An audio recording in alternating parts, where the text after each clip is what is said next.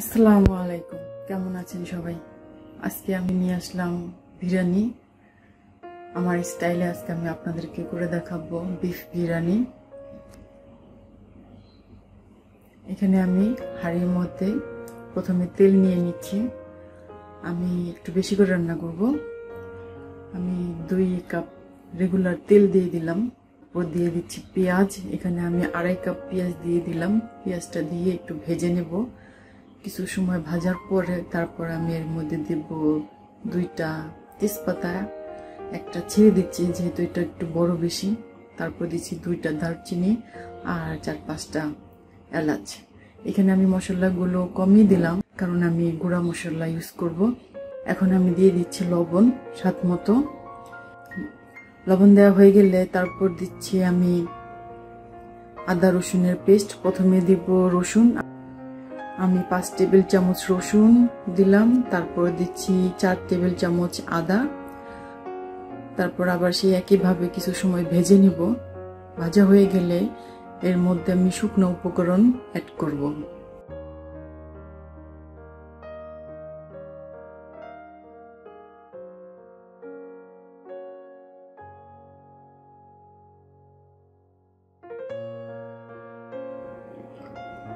এখন দিচ্ছি ধনিয়ার গুঁড়া।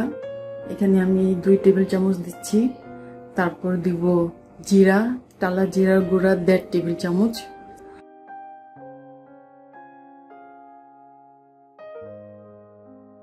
আর এখন দিচ্ছি গরম মশলার গুঁড়া। এখানে 1.5 টেবিল চামচ গরম মশলার গুঁড়া আছে। এটা হোমমেড গরম মশলার গুঁড়া দিয়ে তারপর এটাকে একটু ভালোভাবে মিশিয়ে নেব, নেড়ে চেড়ে একটু ভেজে নেব। আমি এখানে কোনো পানি অ্যাড করব না, আমি মাংসটা দিয়ে দিচ্ছি। এখানে আমি 2.5 কেজি গরুর মাংস নিয়েছি, খুব ভালোভাবে ধুয়ে পরিষ্কার করে নিয়েছি। আর আমি এটাকে কেটে নিয়েছি ছোট ছোট করে, চর্বিযুক্ত মাংস নিয়েছি। মাংসটা দিয়ে তারপরে মশলার সঙ্গে খুব ভালোভাবে এটাকে মিশিয়ে নিতে হবে, মিক্স করে দিতে হবে। এভাবে ভালোভাবে নেড়ে দিতে হবে। মশলার সঙ্গে মিশানো হয়ে গেলে তারপর এটাকে ঢেকে রান্না করব কিছু সময়। আর এই মুহূর্তে আমার চুলার ফ্লেম আছে মিডল ফ্লেমে। তারপর আমি ফিরে আসলাম। ফিরে এসে ঢাকনা উঠিয়ে এটাকে আবার একটু নেড়ে চেড়ে দিচ্ছি। নেড়ে চেড়ে দিয়ে তারপর আমি এর মধ্যে দিয়ে দিচ্ছি, এখানে আমি 1.5 টেবিল চামচ শুকনা মরিচের গুঁড়া দিলাম। আর এখন দিচ্ছি হাফ কাপ টক দই। এটা আমার হোমমেড টক দই। এর নিয়ে একটা রেসিপি আমার চ্যানেলে আছে, আপনারা দেখে নিতে পারেন, লিঙ্কটা আমি দিয়ে দেব। ঢাকনা দিয়ে রান্না করবো আমি 3 থেকে 4 বার। এর মধ্যে আমি মাংসটাকে সেদ্ধ করে ফেলবো। তবে আপনাদের একটু সময় কম বেশি লাগতে পারে আমার চাইতে। তারপর ঢাকনা উঠিয়ে আবার সে একইভাবে নেড়ে দিচ্ছি। বারবার নেড়ে দিতে হবে যাতে পুরো লেগে না যায়। নিচের দিকটা খুব সুন্দর করে নেড়ে দিতে হবে। আপনারা দেখি বুঝে গেছেন আমি কিভাবে নেড়ে দিচ্ছি। এই কাজটা একটু ঘন ঘন করতে হবে। খুব বেশি সময় নিলে পুরা লেগে যেতে পারে, আর পুরা লেগে গেলে গন্ধ আসবে, খেতে ভালো লাগবে না। আমার মাংস কষানো হয়ে গেছে। খুব ভালোভাবে মাংস আমি কষিয়ে ফেলেছি। আমি এখানে 2 কেজি চিনি গুঁড়া চাল নিয়েছি, ভালো করে ধুয়ে পরিষ্কার করে নিয়েছি। এখন আমি চালটাকে আমি দিয়ে দিচ্ছি। আমি সবগুলো চাল দিয়ে দিলাম। দিয়ে তারপর এটাকে সেই একইভাবে মাংসের সঙ্গে খুব ভালোভাবে মিশিয়ে নিচ্ছি। মশলা, মাংস আর চাল যেন খুব ভালোভাবে মিক্স হয়ে যায় সেদিকে লক্ষ্য রাখতে হবে। আর এইভাবে একটু সময় ভেজে নিতে হবে। ভাজা হয়ে গেলে, চালটা ভাজা হয়ে গেলে তারপর আমি এর মধ্যে দিয়ে দিচ্ছি পানি, নর্মাল পানি। এখানে আমি পানিটা মেপে নিয়েছি আপনাদের সুবিধার জন্য। পানি আমি নিয়েছি 13 কাপ পানি আমি নিয়েছি। আমি কিছুটা পানি দিয়ে নেড়ে চেড়ে তারপর বাকিটা পানি আবার দিয়ে দিচ্ছি।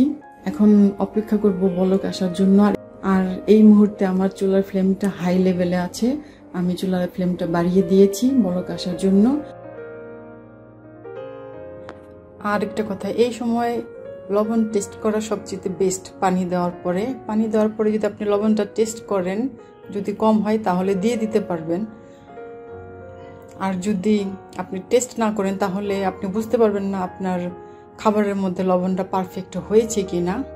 এই জন্য আমি বলবো এটাই বেস্ট সময় লবণ টেস্ট করার জন্য। লবণ দিয়ে এভাবে একটু ভালোভাবে নেড়ে দিবেন, লবণটা যেন খাবারের সঙ্গে খুব ভালোভাবে মিক্স হয়ে যায়, যেমন আমি করলাম বিরিয়ানির সঙ্গে।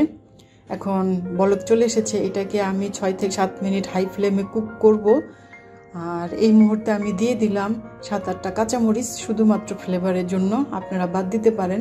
দিয়ে এটাকে আবার সেই একইভাবে একটু নেড়ে দিলাম। এই নাড়াটা খুব জরুরি, কারণ তাহলে পানিটা প্রতিটা চালের গায়ে গায়ে লাগে আর খুব সুন্দরভাবে ঝরঝরেভাবে সেদ্ধ হয়। এখন আমি চুলাটা একদম লোতে করে দিলাম, কারণ পানিটা শুকিয়ে গেছে, চালটা বেশি দেখা যাচ্ছে আর পানিটা কম দেখা যাচ্ছে। এই জন্য এইটাই বেস্ট সময় চুলা কমিয়ে দিয়ে এটাকে ভাপে দেওয়ার জন্য। ভাপে দেওয়ার আগে আমি একটু নেড়ে চেড়ে একটু আলগা করে দিলাম। এখন দিয়ে দিলাম সামান্য পরিমাণে কেওড়া জল আর 1 টেবিল চামচ ঘি। ঘিটা আপনারা বাদ দিতে পারেন, এটা দিলাম ফ্লেভারের জন্য। তারপরে এটাকে ঢেকে দিয়ে রান্না করব 6 থেকে 7 মিনিট লো ফ্লেমে, একদম লো ফ্লেমে। তারপর আমি ফিরে আসলাম 7 মিনিট পরে এসে। এখন এটাকে ভালোভাবে নেড়ে দিচ্ছি। আর দেখুন কত সুন্দর সেদ্ধ হয়েছে। প্রথম ভাপে আমার 90% সেদ্ধ হয়ে গেছে। এখন এটাকে খুব ভালোভাবে নেড়ে চেড়ে দিতে হবে। উপরের পোলাওগুলো নিচে, নিচের পোলাওগুলো উপরে উঠিয়ে দিতে হবে। দিয়ে তারপরে এটা ঢাকনা দিয়ে আবার এটাকে কুক করব 4 মিনিট। এখন আর ঢাকনা খুলবো না, একদম কুক হয়ে গেলে তারপরে আমি এটাকে সার্ভ করব। হয়ে গেল আমার বিরিয়ানি রান্না। আশা করছি আমার এই পারফেক্ট রেসিপিটা আপনাদের কাছে খুব ভালো লেগেছে।